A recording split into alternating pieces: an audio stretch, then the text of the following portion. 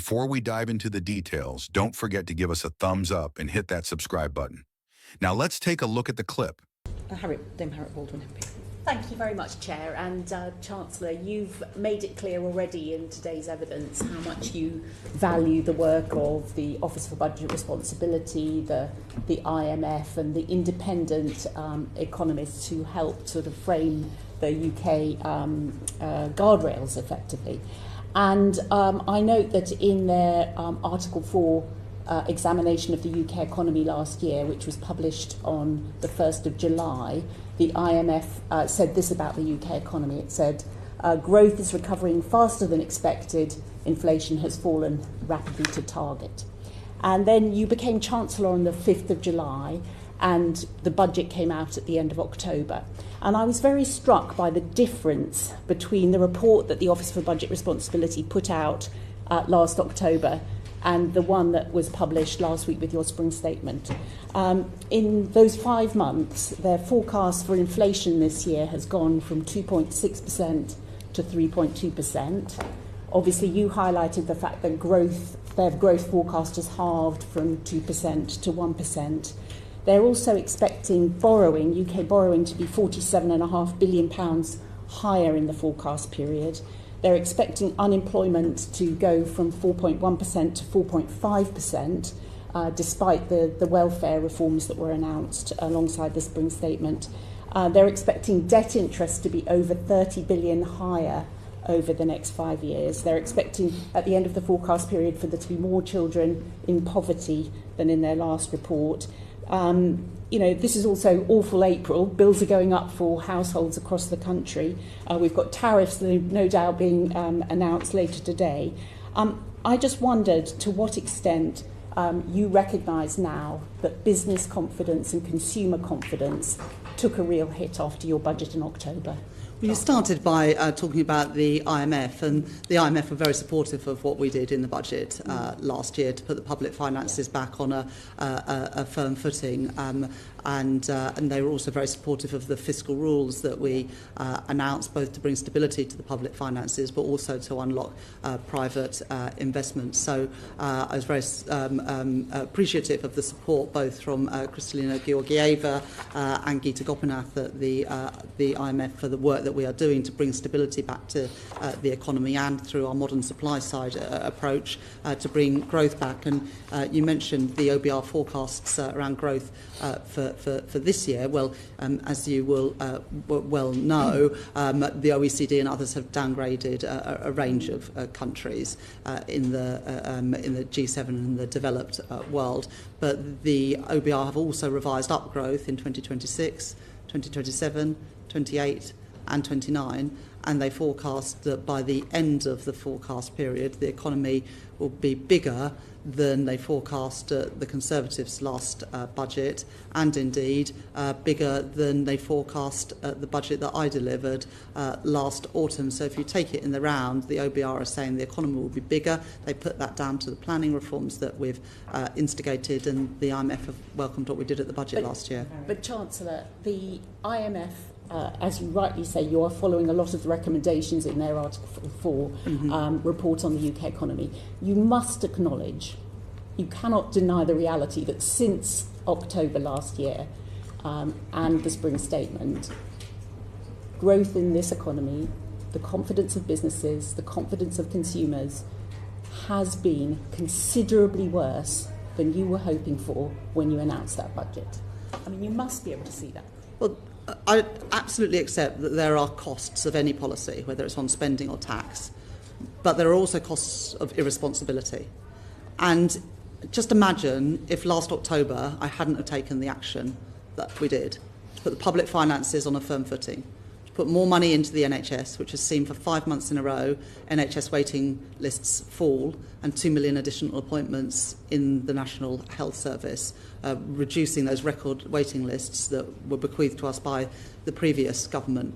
but also because we've brought stability back to the economy. When the world changed, as it undoubtedly has these last few months, we were able to uplift the spending we put into defence to take it to 2.5% of GDP within just 2 years, the biggest sustained increase in defence spending. Away money from the international development budget. Yes, but if we hadn't have made those decisions last October in the budget, there would have been other demands on those budgets. So, you say only by doing that, I'm afraid your party had 14 years to put more money into defence, Chancellor, and I'm that money fell on genuinely defence interested spending. in the decisions you have taken Yes. since you've become Chancellor.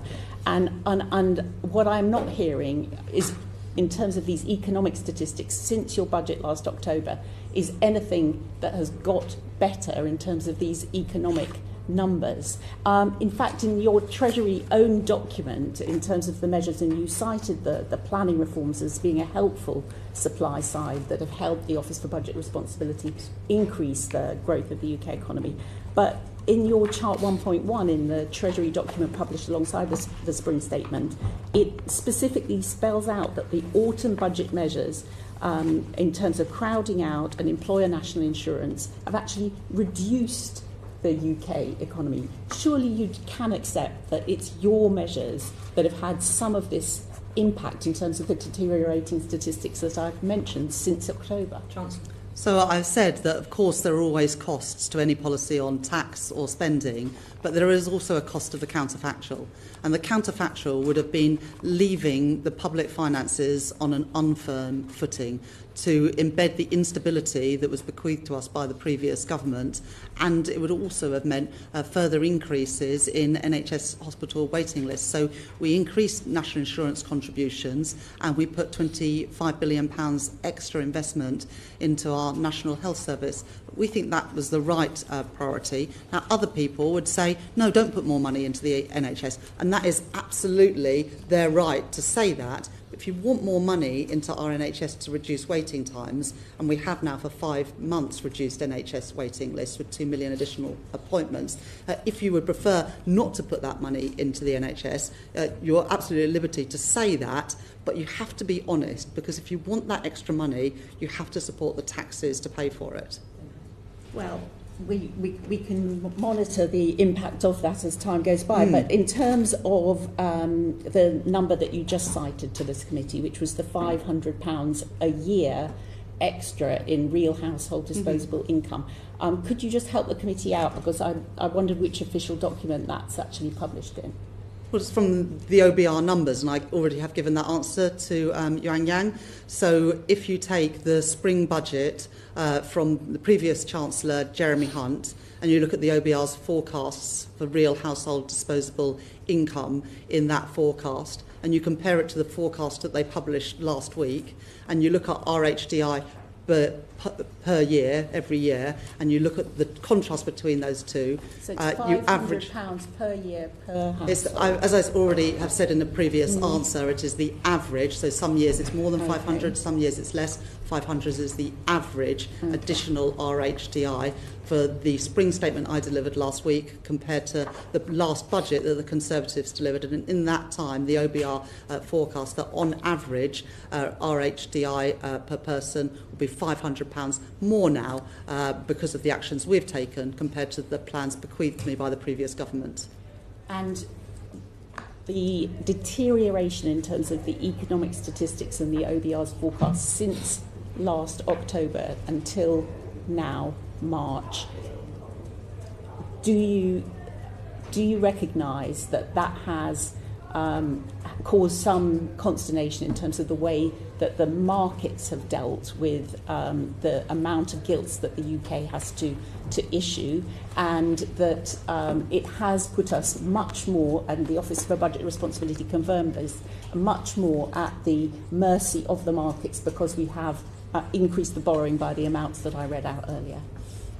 Well, the Office of Budget Responsibility say that 3/4 of the deterioration in the fiscal position since the budget last year was to do with movements in government bond yields. And you'll know that our bond yields have moved in line with our European peers. I said a bit worse, actually.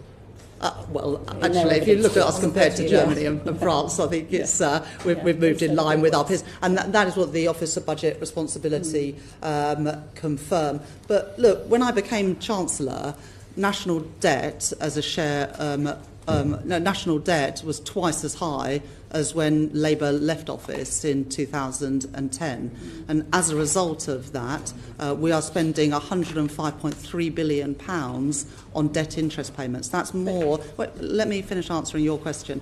That's more than we spend on defence, the Home Office and the Ministry of Justice combined. That's why it's absolutely essential that we have returned fiscal stability to the economy and are beginning to, as the OBR confirm, bring down debt, public sector net financial liabilities as a share of GDP.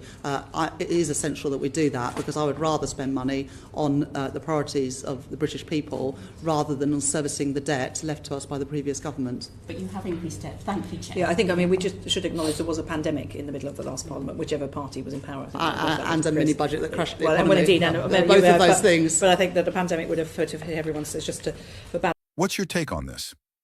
Before we wrap up, we encourage everyone to like and share the video to help it reach more people. And don't forget to leave your thoughts in the comments.